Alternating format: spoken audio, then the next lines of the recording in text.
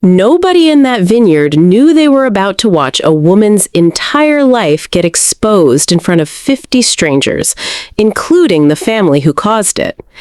The vineyard glowed gold under strings of hanging lights, nearly 50 guests scattered across the lawn outside Charlotte, North Carolina, wine glasses catching the last orange light of evening, doctors, business owners, lawyers, the kind of crowd that measured a person's worth in job titles before they even learned their name. Somewhere beyond the tents, a string quartet played softly, and the smell of rosemary and warm bread drifted from the kitchen tucked behind the main house. Natalie Whitmore sat quietly beside her grandmother near the edge of the gathering, her hands folded in her lap, watching her mother move through the crowd like a woman conducting an orchestra of introductions. Sharon Whitmore had a gift for making every name sound like an achievement, and tonight she was in her element. "This is my nephew Grant. He's a surgeon at Duke. And Madison, of course, you all know. She's doing wonderful things at the marketing firm downtown." Then Sharon's hand landed lightly on Natalie's shoulder, and her voice shifted, softened, the way people soften their voice around something they feel sorry for. "And this is our oldest daughter, Natalie. She works in building maintenance." A few guests nodded politely. One woman offered a small, sympathetic smile, the kind reserved for people you assume didn't have much of a choice in life. Someone murmured something kind about how honest work was still work. Natalie held her expression steady, the way she'd trained herself to do years ago. She didn't correct her mother. She never did anymore. But across the lawn, a woman in a deep emerald dress lowered her wineglass slowly, her eyes narrowing as she studied Natalie's face. Something in her expression shifted from polite disinterest to quiet recognition, like a name resurfacing from the back of her memory. "Excuse me," Victoria Ashcroft said softly, stepping closer, her heels sinking slightly into the grass. "Have we met before?" Natalie felt her stomach tighten. She offered a calm smile, the same composed expression she used in boardrooms twice her age. "I don't think so." Victoria didn't look convinced. She tilted her head, studying her a moment longer, her lips parting as though she meant to say something else. Then she stopped herself and let it go. For now. She drifted back into the crowd, but Natalie caught the way her eyes lingered as she walked away. Thoughtful, unresolved, like a puzzle she fully intended to finish solving before the night ended. Welcome back to the family revenge tales. Natalie exhaled slowly and looked down at her hands.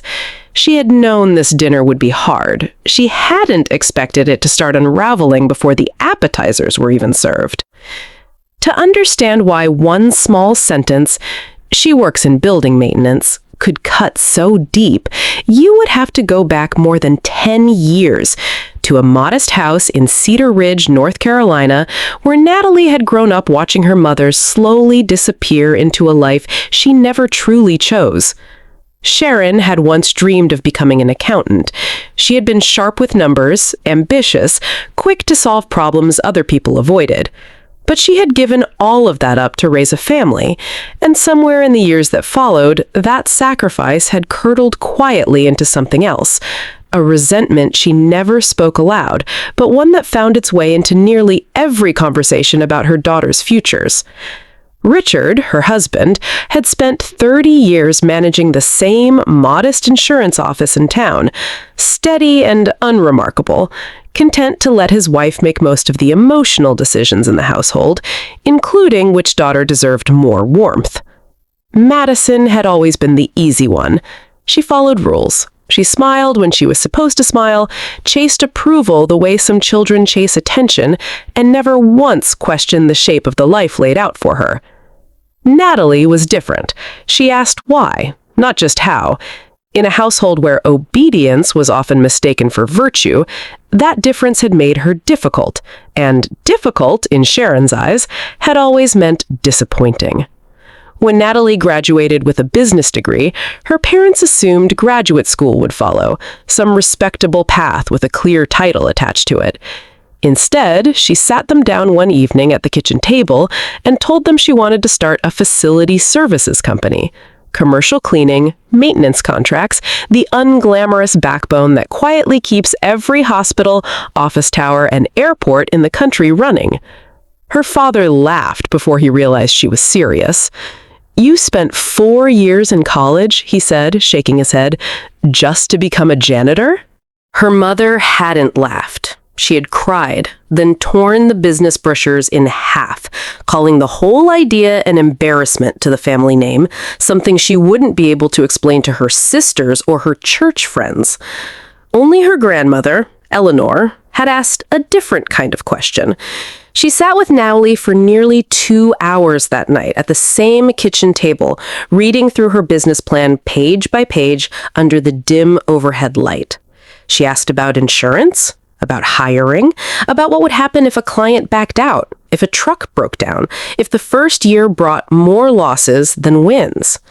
When she finished, she reached into her purse, pulled out $1,200 in cash, and slid across an old leather notebook, its cover worn soft at the corners. Inside the front page, in careful, looping cursive, she had written a single sentence: "Build something no one can take from you." Natalie left home that same night, the notebook tucked against her chest like something sacred. The years that followed were harder than she ever let her family know. A tiny apartment above a laundromat in Charlotte, a used pickup truck that stalled at least twice a week, usually in the worst possible parking lot. She cleaned offices herself before sunrise, then spent her evenings writing proposals by lamplight, sleeping in short, uneven stretches, absorbing rejection after rejection from banks that didn't believe in her and clients who hung up before she finished her second sentence. There were nights she sat on the floor of that apartment, surrounded by unpaid invoices, wondering if her father had been right after all. But she kept going, one contract at a time, one difficult conversation at a time, refusing to let the loneliness convince her she'd made a mistake. Slowly, painfully, something began to take shape. She hired her first employee, a woman named Sofia Alvarez, who believed in her when almost no one else did, who worked 12-hour days without complaint because she understood exactly what Natalie was building. Together, the two women expanded one contract into 10, then into 50, learning every hard lesson the business world had to offer. Every phone call home during those years felt the same. Her mother would talk about Madison's latest promotion, her engagement prospects, her new apartment in Raleigh with the granite countertops Sharon couldn't stop mentioning. She rarely asked Natalie anything beyond a distracted, obligatory, "and how's work going?" Every holiday, Sharon introduced her the same way to visiting relatives. She still works in maintenance. And Richard never once corrected her, not even with a passing comment. His silence, more than anything her mother said, was what eventually wore Natalie down. Eventually, she simply stopped sharing her successes with them at all. Not out of anger, out of exhaustion and the quiet grief of realizing that no accomplishment would ever be enough to change how they saw her. By the time Whitmore Facility Solutions was serving hospitals, universities, government buildings, and airports across 21 states, employing more than 500 people and generating over $41 million a year in revenue, her parents still believed their oldest daughter mopped floors for a living. She never corrected them. She told herself it didn't matter anymore, that she had built a life that didn't need their approval to feel complete.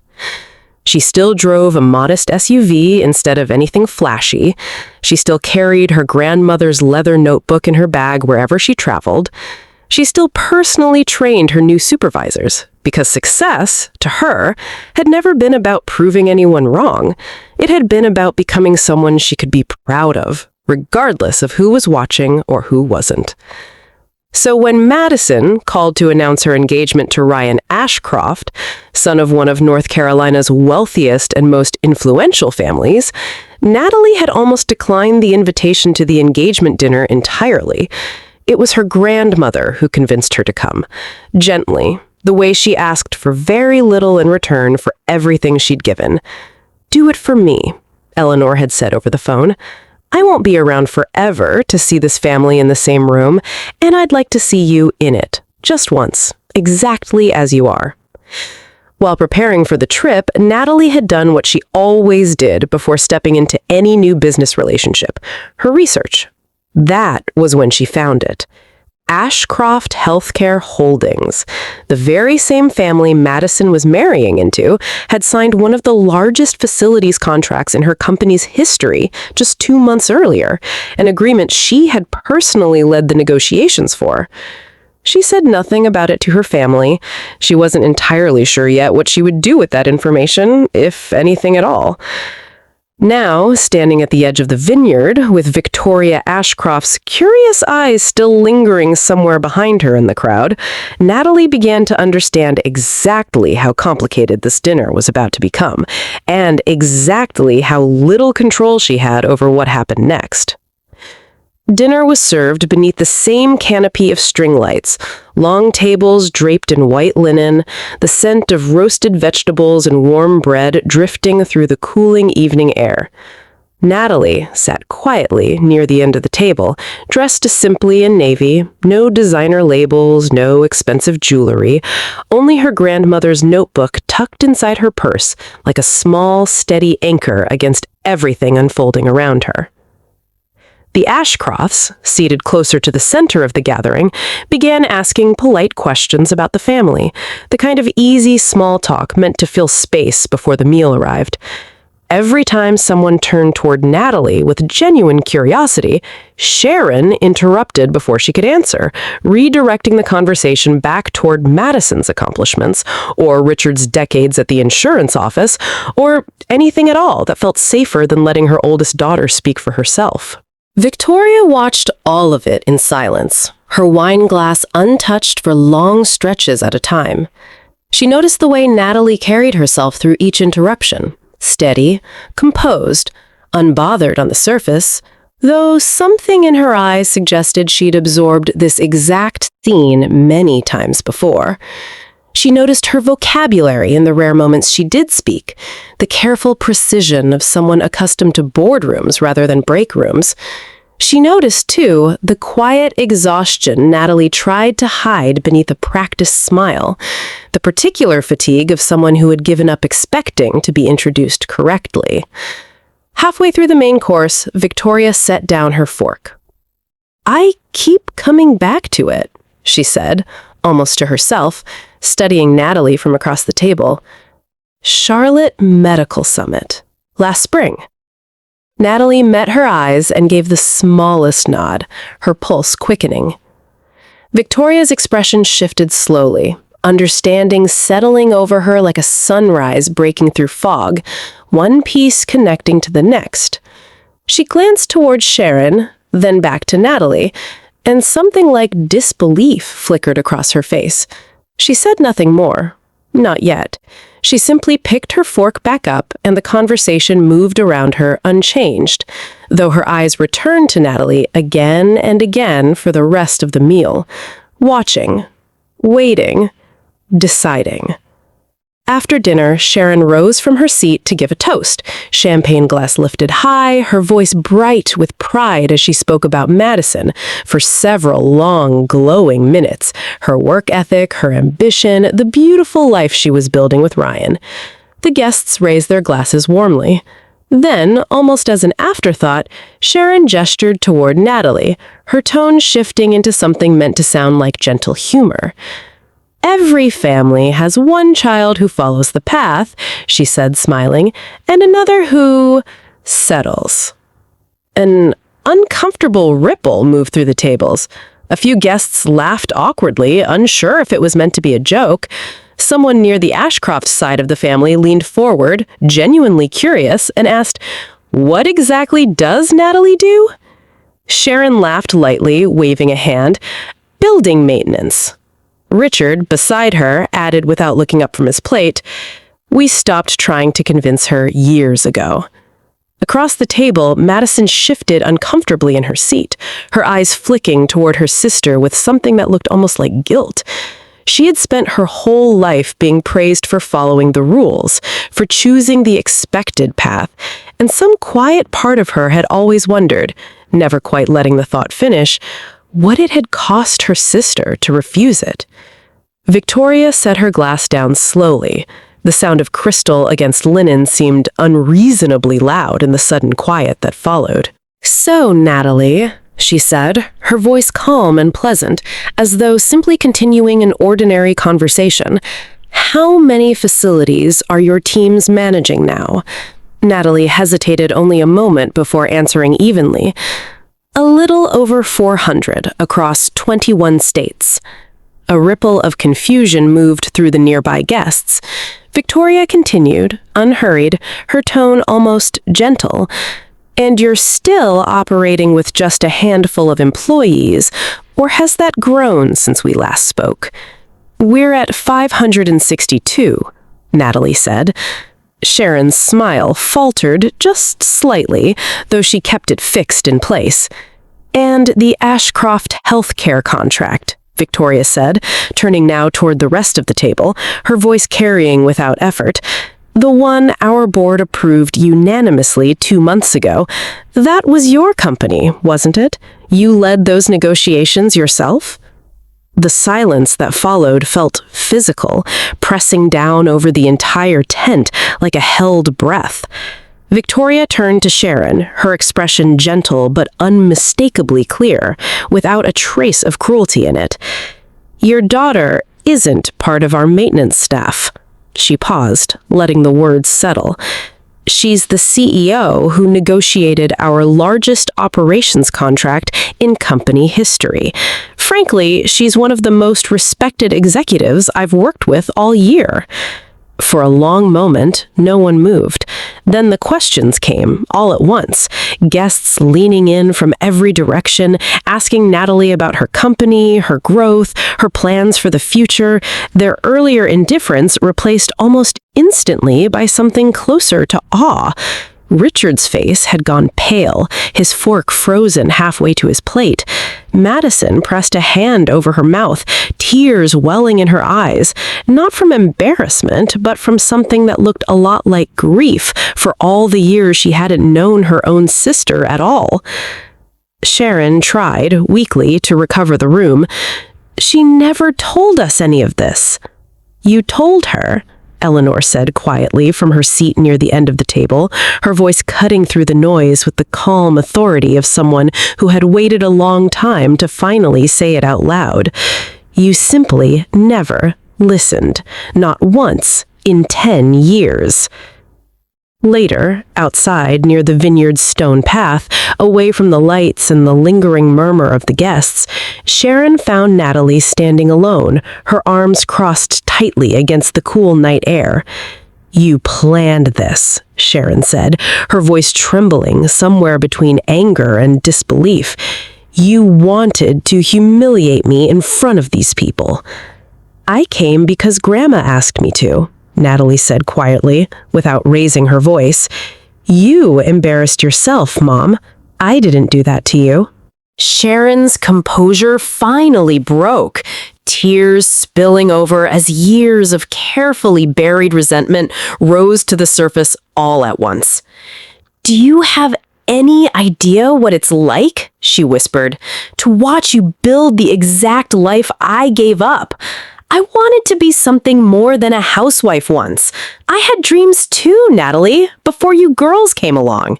And every time you succeeded at something, it felt like a reminder of everything I let go of." Natalie's anger softened, just slightly, into something closer to sorrow. "That's not my fault, Mom, and it was never fair to make me pay for a choice you made before I was even born." She didn't yell. She didn't need to. "I've spent 10 years hoping this family would finally see me," Natalie said, her voice steady. "Tonight, I understood something. I don't need you to anymore. I love you. I love this family even now, but I won't attend another gathering where I'm introduced as someone less than who I actually am." She turned and walked back toward her car, calm and unshaken, leaving her mother standing alone beneath the distant string lights. 3 months later, Madison drove down to Charlotte on a quiet Saturday afternoon, and the two sisters sat together for hours on Natalie's small back porch, slowly rebuilding what years of silence and misunderstanding had worn away between them. Richard sent a single text that same week, 4 words that had taken him decades to write. "I should have spoken sooner." Sharon never fully apologized, not in the way Natalie once hoped she might, but something in the family had shifted permanently that night at the vineyard, a truth now too large and too witnessed for anyone to quietly unsee. Grandma Eleanor still called every Sunday evening, her voice warm and familiar over the phone, asking about the business the way she always had, genuinely curious about every detail. And in her office, behind a glass wall overlooking hundreds of employees beginning another workday, Natalie kept the old leather notebook resting on the corner of her desk.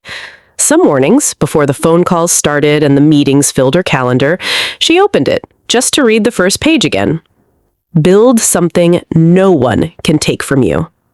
She would smile, close the notebook gently, and get back to work, understanding at last that the greatest revenge was never exposing her family's blindness. It was building a life so meaningful, so entirely her own, that their opinions no longer had the power to define her. If this story moved you, if it reminded you of your own quiet battles to be seen and valued by the people who were supposed to know you best, take a moment to subscribe to the Family Revenge Tales, because every family carries stories like this one, and yours deserves to be told too. And remember, you don't need anyone's permission to know your own worth. Sometimes the strongest thing you can do isn't to prove people wrong. It's to keep building quietly and patiently until the truth speaks for itself. What is the significant educational or other value in this story? This story teaches that self-worth should never depend on the approval of family members who may be projecting their own unresolved regrets onto us. It highlights the importance of setting healthy boundaries with loved ones, even when it feels difficult, in order to protect our dignity and long-term well-being. The story also shows that resentment often has deep personal roots, encouraging viewers to approach painful family dynamics with both firmness and compassion, rather than judgment alone.